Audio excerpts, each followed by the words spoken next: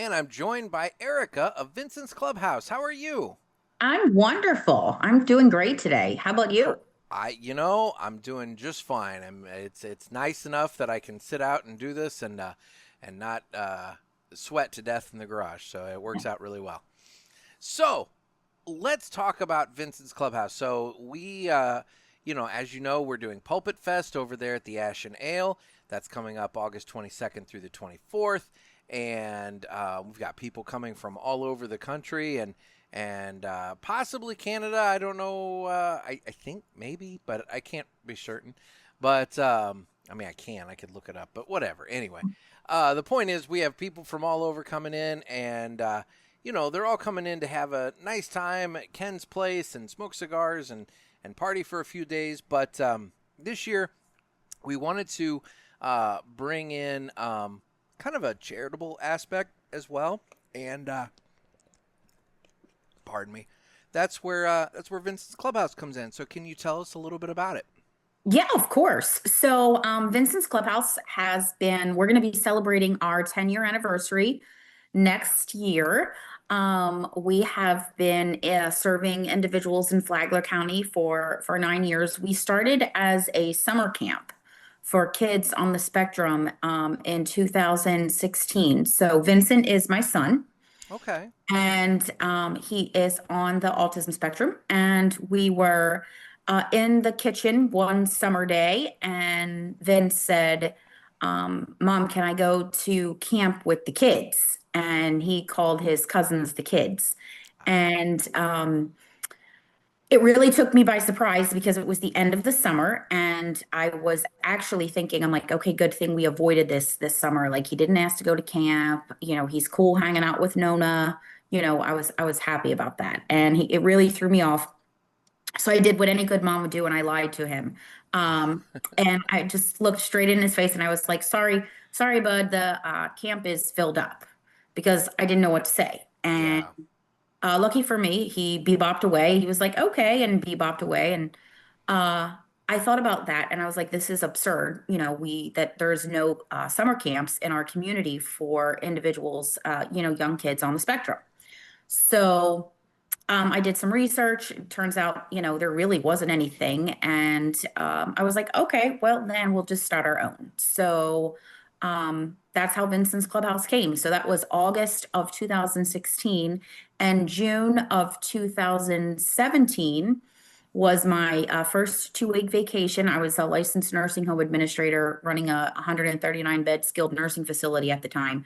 So I took my first 2-week vacation that I had since 2008 when he was born. So I ran the first summer camp with one other mom and two volunteers, and we had 7 kiddos, and it was the best, most exhausting time of my entire life. Yeah. And from there, we got through the camp, and from there, parents were like, "Okay, this is great, but what's next? What comes next? How do we?" What else? And I'm like, well, what do you mean, what else? Like, this was the longest 2 weeks of my life. Um, then I realized that there was a significant need for services and programs for individuals with autism in our community. So, Yeah. from there, we started our social events, which was an opportunity for families to come together to be in, a very non-judgmental, safe place for, their kids. I remember there was one event, we had a Valentine's Day dinner dance. It was a family dinner dance, and there was a mom with 2 kids. She got invited by another mom, and they were sitting at the table. The kids were dancing, they were having a great time. And, her 2 children started to behave like, 2 children, 2 young kids do, no big deal. And she got kind of nervous and, was like, oh, don't do that, don't do that. And the other mom had said to her, no, you don't have to worry. They can be themselves here. Yeah. And the mom had said, her name's Erica too, by the way, and she had come to me and said, this is the first place that I've been able to take my kids that I, felt comfortable and I wasn't worried. And it was really impactful. So we started with social events and our camps. And over the last 9 years, we've grown. We now offer support groups that's facilitated by Amanda Redwine, a licensed mental health counselor. We've opened up our enrichment center, which is how we met Ken. He's our neighbor over in the European Village, Hmm. and we offer an adult program, an adult enrichment program that is for post-secondary individuals on the spectrum. So our youngest member in that particular program is 22 years old. Our oldest, we just celebrated her 57th birthday at camp last week, so it's super cool. That's cool. Um, she loves it because she's like, I've never been to summer camp. They didn't have camp in the 60s, so it cracks me up. Yeah. So we celebrated her birthday, and that focus of that, our adult enrichment program, it's an evidence-based curriculum that focuses on vocational and life skills, and we all have a lot of fun while we're learning. And then in August, we'll be launching our afternoon enrichment program for elementary and middle-aged students in our community to focus on literacy, math, life skills, and social skills development. So it's very Wow. specific.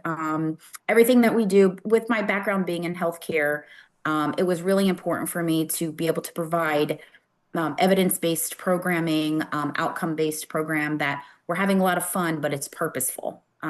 So we have a really great group of professionals kind of leading the way to provide these services, these really much needed services here in our community.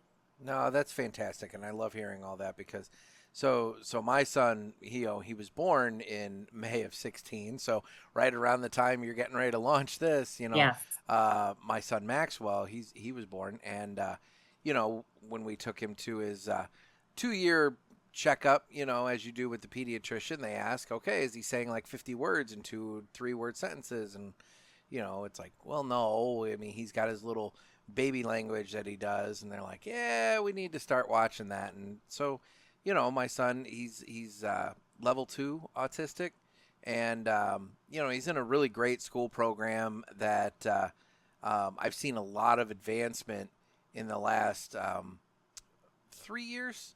He's getting ready to go. He'll be going into fourth grade in the fall, and I know he started that in first grade. So yeah, I guess 3 years, and it's little victories, Yeah. seeing things advance and whatnot. But smart as a tack, and yeah, he's clever too. Like any other kid, they try to figure out what they can get by with, and all that, and it cracks me up sometimes. But I swear, and he loves Chipotle. I need to invest in stock in Chipotle at this point because I'm there so damn much. But it's just it's so wonderful, and to your point, it's like you gotta. I don't know.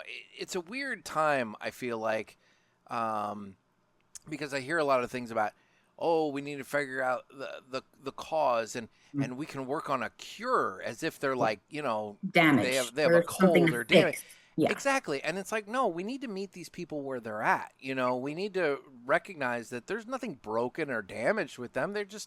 They process things, they think things differently, and they just work a little differently than maybe, you or I are and I hate the word normal, but like average individual, perhaps, for lack of a better term.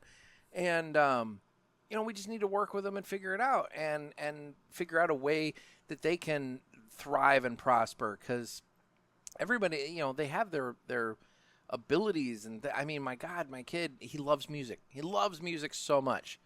And it's like, there's so many opportunities and things there. So I love hearing that you're working with these, not just children. I mean, children and adults. I think, and that's another thing. As a parent, I'm sitting here thinking like, oh my God, he's in this program through school until eighth grade, but then at high school he's got to go. That program ends, and he has to go to his high school. And does a high school offer what he needs? And then from there, like, oh my gosh, where's he going to go from there? Is he going to be able to live on his own? Is he not going to be? What do we do? And it's intimidating and it's daunting. And so, places like Vincent's Clubhouse are so incredibly important, not just for the people that are benefiting from them, your clients and whatnot, but also for the family members that are needing, peace of mind. Well, and that was always something that was really important to me. I didn't even realize that was sort of happening. I guess it was something that I was trying to do, but I couldn't really articulate that I was trying to do. Is I had a gentleman who works for CARD, the Center for Autism and Related Disabilities, up in Jacksonville. Extraordinary program. I was really honored because he came down to see little old Vincent's Clubhouse in Flagler County and toured the enrichment center and was like, "This is just incredible what you're doing." And he said, "You've managed to create such a strong community." And I was like, it kind of took me back for a second. And I was like, wow, yeah, actually, that's what we're doing. And that was like, I think the intent that I didn't really realize is that um, I wanted to create, I mean, and it makes sense, right? Because you're thinking, when I was thinking of a name for Vincent's Clubhouse, I'm like, I want a place where people belong, right? Like Yeah. where do you go? It's a clubhouse, right? This is, and I tell members that all the time. I'm like, this is your clubhouse. This is your place. This is, parents. I mean, I swear you're gonna think I'm a dork, but I don't care because like when you go into the center and it's like I swear there's like magic in that building. And you can walk in and you'll see parents and it's like and it's the first time they've ever been there. And it's the kids, they just start playing and the adults they have fun. We have a part of the clubhouse, the center called the Clubhouse Corner, and they go in and they chill out and parents and they're just like, this is just so nice. And I'm like, yeah, it's for us. This is ours. And Yeah. to be able to create that community, to create that space. And it's been pretty extraordinary.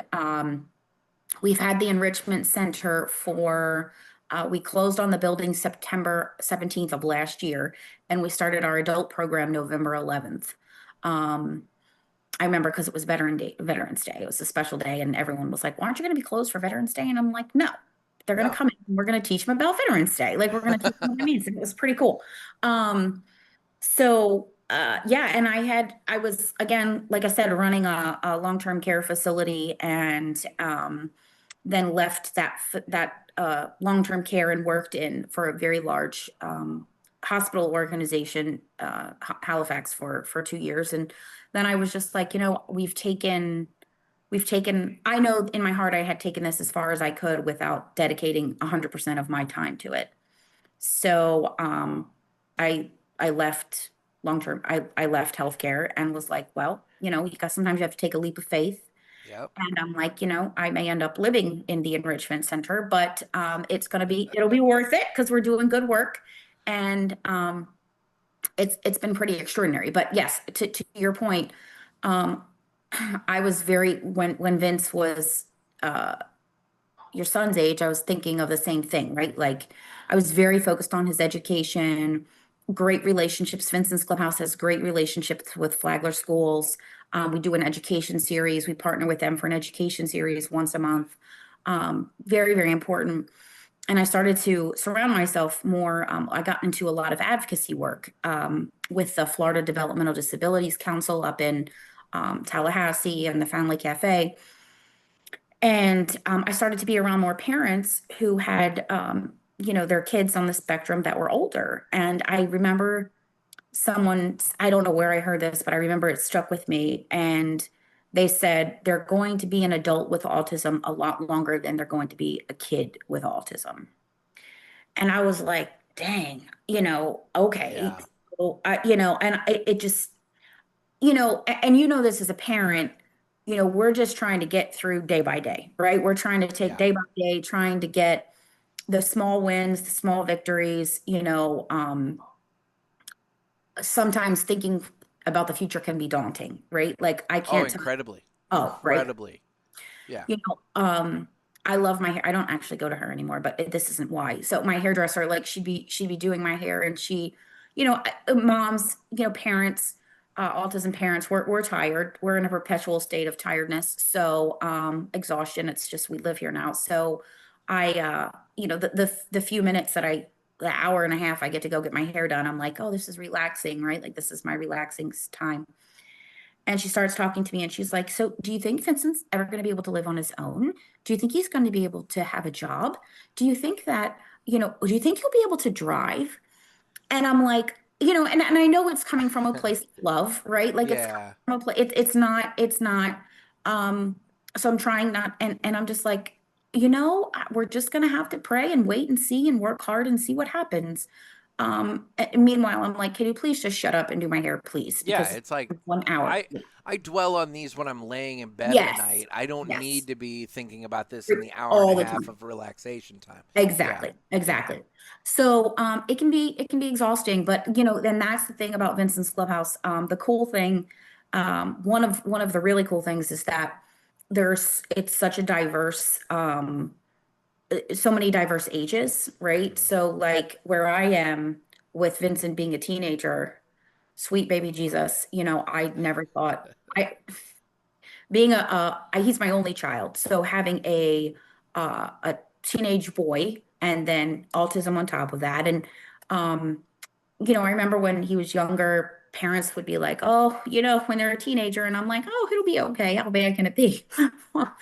Well, it's rough. It's rough. And then I have parents who are their kids are in their 20s and they're like, "Listen, mama, you just got to hold on for a couple more years. It's the puberty, it's the hormones, it'll even out, you know." And then I'm like, "Okay, it's gonna be over soon. It's not gonna last forever. This is not gonna be like this." So it's nice to be able to have that kind of that camaraderie that we have with each other and also know that we're building this community that's really providing these quality services and programs, and then taking that a step further and working diligently to make Flagler County a more inclusive and diverse community, right? So one of the things that's kind of a very kind of my passion and my soapbox is employment for individuals with disabilities. And I think because of my business background, it was so important for me that there really is a place for everybody, and because my career was so important to me, I think if we look at, like you said, the neurotypical person, a lot of times we find so much fulfillment in our job, right? Yeah. It gives us purpose. It gives us, something. If it's the right fit, it's a passion, and I think that everybody deserves that. So one of our initiatives this upcoming fall is we're opening the Clubhouse Cafe, which is a mobile coffee cart that we're Oh. going to be able to use. We're going to be able to we're partnering with Matanzas High School. It's one of our local high schools. Their carpentry program to build the coffee cart. We received a small grant from the United Way to be able to build the cart, and we're going to work on employment skills and vocational training with our members. So, again, the Clubhouse Cafe. So, just finding finding things that are purposeful and intentional, um, and what brings that member, joy. Like you said, your son loves music, right? Yeah. So every one of our members, they have their own skills and they have what they're good at, and our program is very individualized. It's very person centered, which comes from my healthcare background. It like I will get irate. Like it makes me so upset when people are like, "Oh, great, this large group of people with disabilities, let's go make them housekeepers at the Yeah.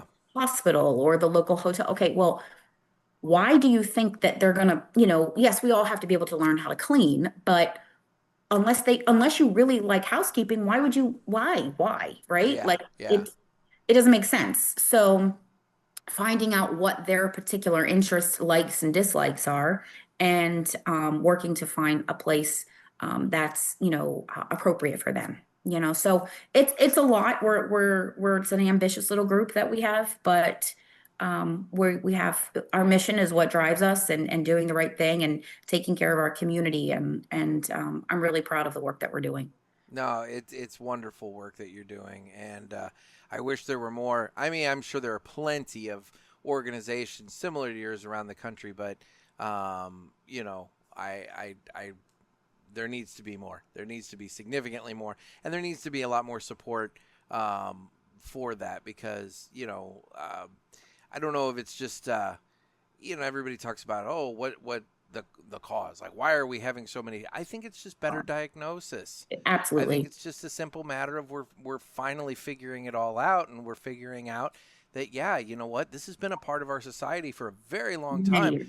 but we're just finally figuring it out. And and that's fine. But anyway, yeah. So at Pulpit Fest this year, guys, as part of your ticket, a portion of the proceeds will be generated, pooled together, and we will be making a donation to Vincent's Clubhouse at Pulpit Fest. Obviously, people attending the event, you're more than welcome to make additional donations if you so choose. Will the center be open for anybody who, obviously not with a cigar in hand, but if they want to come in and just kind of scope it out and see maybe what you have going on there, will they be welcome? Absolutely. We're so excited. And like I told Ken, you guys can come in. I'd love to give tours. You have an extra bathroom, so that's always good to be able to have That that is extra good. bathroom, right? I told them, I'm like, you're what? So we're super excited and super grateful to have this opportunity to be able to share what we're doing at Vincent's Clubhouse. No, that's great. And we look forward to partying for a few days and probably what will be a very hot, August weekend. But that's all right. Right. We're cigar people. We're used to sitting outside and dealing with the elements as we enjoy what we enjoy. So, but yeah, it'll be great. We're looking forward to it so much. And for those people who maybe aren't attending the event, but they want information about Vincent's Clubhouse, maybe there's a listener out there who's saying, I can't make it, but I would be interested in making a donation. How would they go about doing that? Well, they could go right to our website, vincentsclubhouse.org. They can also check us out on social media. We have a very active Facebook page, or they can contact me directly at erica@vincentsclubhouse.org. Okay. Okay. And then I assume there's donation buttons or whatnot on the There website. sure is. Yep, Okay. absolutely. Perfect. Excellent. Well, Erica, thank you so much for taking time out. I look forward to meeting you in person in August. Thank you so much for this opportunity. We're very, very grateful. Thank you.